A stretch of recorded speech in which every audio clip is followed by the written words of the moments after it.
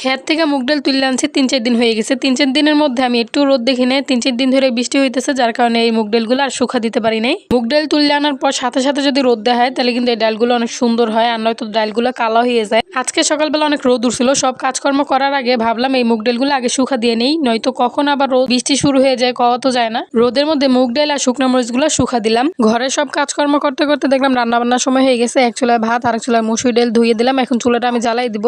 ভাত আর ডাল হইতে হইতে এখানে আমি ক্ষেত থেকে একটা মিষ্টি কুমার নিয়েছিলাম। এখন এই মিষ্টি কুমারটা কুইটে নেবো, তারপর পেঁয়াজ মরিচ যা যা দরকার আছে রান্না বান্না করার জন্য সবকিছু আমি কুইটে রেডি করে নেব। মিষ্টি কুমার গাছ লাগাইছিলাম, কিন্তু মাত্র 2টা মিষ্টি কুমার হয়েছে, এরপর আর কোনো মিষ্টি কুমার হয় না। আর মিষ্টি কুমারগুলো অনেক মজা। এখানে ডালটা সেদ্ধ হয়ে গেছে, এখন একটু হলুদ দিয়ে তারপর ডালগুলো ঘুটে দেবো। আর এখানে ভাত আর ডাল এক চুলা চড়াই দিয়ে এখন আমি আবার গেলাম ডাল দেখতে।